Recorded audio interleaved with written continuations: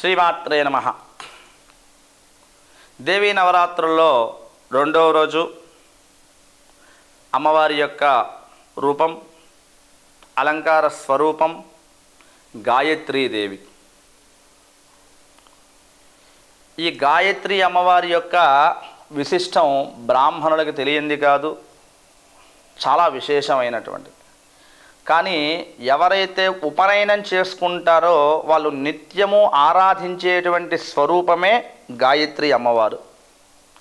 కానీ స్త్రీలు విశేషంగా ఈ నవరాత్రుల్లో ఈ స్వరూపాన్ని ఆరాధించడం మనకు అవకాశంగా కూడా ఈ దేవి నవరాత్రుల్లో వస్తుంది.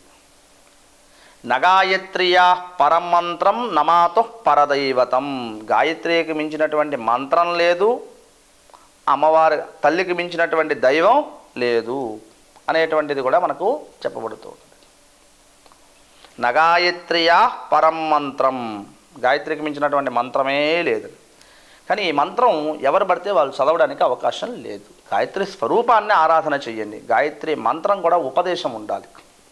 మనకు ఉపనయన సంస్కారం అని చేస్తారు. ఆ సంస్కారంలో కూడా ఆ గాయత్రి మంత్రోపదేశం చేసేటప్పుడు ఎవ్వరికి వినపడకుండా పైన ఆచ్ఛాదన ఒక వస్త్రాన్ని ధరించి బ్రహ్మగారు, అట్లానే ఉపనయనం చేసుకునేటువంటి వటువు యొక్క తండ్రి వటువుకి కుడి చెవిలో ఈ మంత్రాన్ని ఉపదేశం చేస్తారు.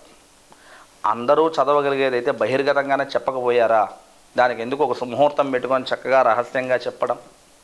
అట్లానే ఈ మంత్రాన్ని ఎవరు జపించకూడదు. అది ఉపదేశం ఉంటేనే జపించాలి. ఉపదేశం లేని వాళ్ళందరూ కూడా చక్కగా అమ్మవారిని నామమంత్రంతో ఓం గాయత్రీదేవ్యై నమః అని చక్కగా కూడా అమ్మవారిని ఉపాసన చేయవచ్చు.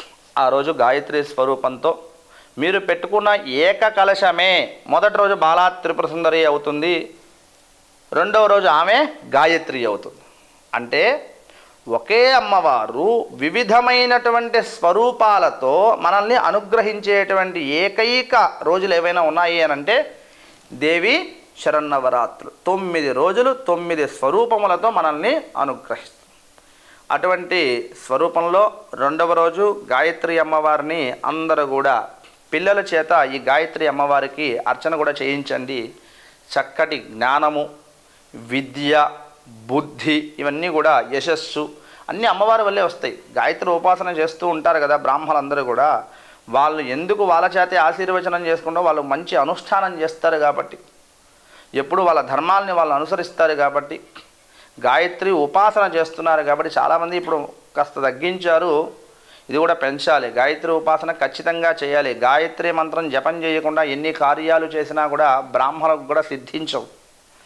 అమ్మవారు ఎవరికైనా అమ్మవారే. అమ్మవారిని ఎలా ఉపాసన చేయాలనేటువంటి విధి ఎవరికైతే ఏర్పరిచిందో ఆ విధి విధానాలతో ఎవరైతే చేయకుండా ఉంటారో తదుపరి ఎన్ని కార్యక్రమాలన్నా చేయండి, దాన్ని మంచి ఫలితాలని ఇవ్వదు అమ్మవారు. అసలు జరగవు. నిత్య కర్మే గాయత్రి అమ్మ యొక్క అనుష్ఠానం. కాబట్టి రెండవ రోజు చక్కగా అమ్మవారిని ఓం గాయత్రీదేవ్యై నమః ధ్యాయామి, గాయత్రీదేవ్యై నమః ఆవాహయామి, గాయత్రీదేవ్యై నమః ఆసనం సమర్పయామి, ఓం గాయత్రీదేవ్యై నమః స్నానం సమర్పయామి. ఈ విధంగా షోడశోపచారాలతో అర్చన చేసుకొని గాయత్రి అష్టోత్తరము, ఇటువంటి అష్టోత్తరం ఉంటుంది. అది కూడా అన్ని నామమంత్రాలతో అమ్మవారికి అర్చన చేసుకొని విశేషంగా అమ్మవారిని ఆరాధన చేయండి. ఈరోజు విశేషంగా కూడా మనకు బెల్ల పొంగలి నైవేద్యం కూడా పెట్టండి. చాలా విశేషంగా ఉంటుంది. ఎందుకంటే ఇక్కడ మనకి దధ్యాన్నము, గుడాన్నము చాలా ఉన్నాయి, మనకి చిత్రాన్నము, ఇటువంటివన్నీ కూడా ఒక్కొక్కటి ఒక్కొక్క కాలాల్లో మనం చేసుకుంటూ విశేషంగా అమ్మవారికి ఆరాధన చేస్తూ నైవేద్యాలు కానీ పెడుతూ అమ్మవారిని ఆరాధించండి. రెండవ రోజు అతి ముఖ్యంగా గాయత్రి అమ్మవారి యొక్క ఆరాధన చేత మీ ఇంట్లో ఉన్నటువంటి వాళ్ళందరికీ, పెద్దలందరికీ కూడా మోక్షము, మంచి జ్ఞానము, పిల్లలకి మంచి చదువు కూడా అమ్మవారి యొక్క అనుగ్రహంతో సాధించగలుగుతారు. కాబట్టి ఇటువంటి అవకాశాన్ని ఎవరు జారవించుకోకుండా రెండవ రోజు గాయత్రి అలంకారం చేత గాయత్రి అమ్మవారిని చక్కగా కూడా ఆరాధన చేయండి. శుభం భూయాత్.